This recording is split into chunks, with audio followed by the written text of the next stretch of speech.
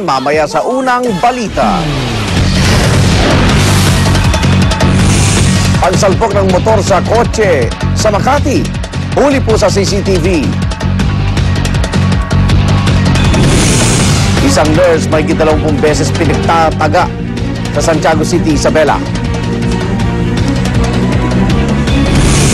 Babae patay matapos saksakin sa harap ng live-in partner sa Lipa, Batangas.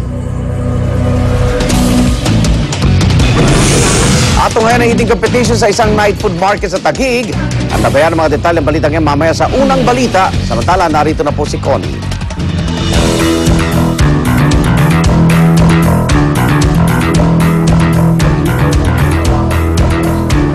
Salamat, Igan. Brown out, perwisyo, pawis at kadiliman po ang naidudulot niyan sa atin. Ganyan ho ang dinaranas ngayon ng marami nating kababayan sa Mindanao, kung saan madalas pa rin po ang nangyayaring rotational brownout.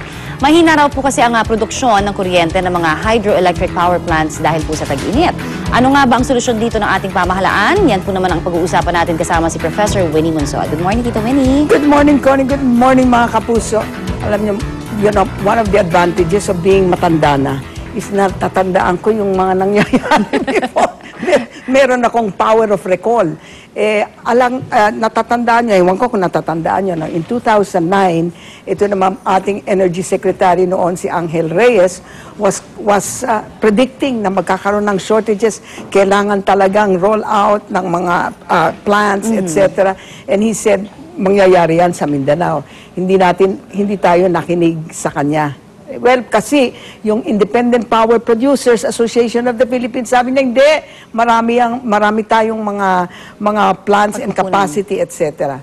Hindi ko alam. Pero, ang punto doon is that Angel Reyes was already saying, next year may problema tayo. Ang nangyari this year is that last year, hindi yata nagsalita si Secretary Almendras, DOE, na magkakaroon tayo ng problema. Ano ba nangyayari dyan? So, the question is, Secretary Almendras, ba't hindi niyo sinabi? Ayan. O baka meron kayong sinabi, hindi lang naming narinig. Ayun. Kailangan malaman natin because there's a plant. Madaling masolusyonan yan dahil naririto po mismo. Kasama natin sa studio si Secretary Jose Almendras ng Department of Energy. Magandang umaga po sa inyo, Secretary Almendras. Magandang umaga po, Connie. Magandang umaga po, So, sige, sabihin nyo nga, anong sinabi nyo noon na hindi namin narinig? Ma'am, nung pumasok ko kami nung June 2010, kinausap ko po lahat ng former Secretaries of Energy. The late Angelo Reyes, si Mr. Ibaceta, Vince Perez, lahat po. And we all knew that what the problem in Mindanao was. You already knew that Yes, there was in 2010 pa lang, o ano nangyari? Ang explanation po sa Mindanao, dahil in-exempt siya sa IPIRA, dahil wala siyang, ang Luzon at Visayas, nag-proceed ho yung pag-shift to nawala na yung gobyerno sa generation. Ang Mindanao, nagpatuloy yung government's role in... Bakit nga? Bakit in-exempt ang Mindanao sa EPIRA? Si Senator Osmeña po has a very nice write-up explaining and nakadetalye pa nga yung mga proseso nila na sabi niya, it was a concession because at that time there was leadership in Mindanao who was saying na wag niyo kami isali, mura kuryente namin, wala kaming problema. At ayaw pa nga yung interconnection. Hindi nga pinayagan yung interconnection kasi ayaw ibenta ng Mindanao yung kanilang kuryente kasi at that time Visayas. So they were being selfish. I did not say that, ma'am. The records of Senate and Congress will bear that So out. sa tingin ho ninyo hanggang kailan ho magtatagal itong ganitong problema? At saka ano ho yung solusyon na ginagawa na natin? Actually, Connie, from day one, pag upo pa lang namin, sinabi na namin, kailangan ng Mindanao ng generation, yung tinatawag na base load generation, na hindi hydro. Kasi para kang you're relying on one source of generation. Tuwing tag-init, it suffers. Kaya day one, nakipag-meeting ho kami sa lahat ng generators. Bakit hindi kayo nagtatayo ng planta sa Mindanao? Gumawa ho sila ng listahan. Inisa-isa ho namin ayusin yung DWS, yung default wholesale supplier. Ano po yun?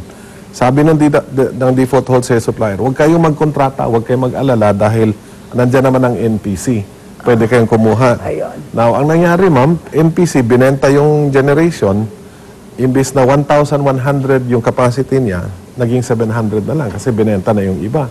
Pero yung kontrata na hawak niya, is 700 megawatts. Saan siya, as 1,000, saan siya maghahanap ng 3,000 to fill that up? Okay. In other words, ito ang problema. Hanggang hindi tinaas ang presyo ng kuryente sa Mindanao, mababa ang presyo ng kuryente Oo. nila. Siyempre, walang papasok na supplier, na investor. Hindi ba? It's as simple as that. Why should they come in? Mas mataas ang cost nila, etc. Number two, may problema yung Pulangi River. Yes, Di ba, ma'am. Secretary Almendras? Okay. Silted. Kaya yung tubig hindi pumapasok sa mga power plant, sa dam or whatever.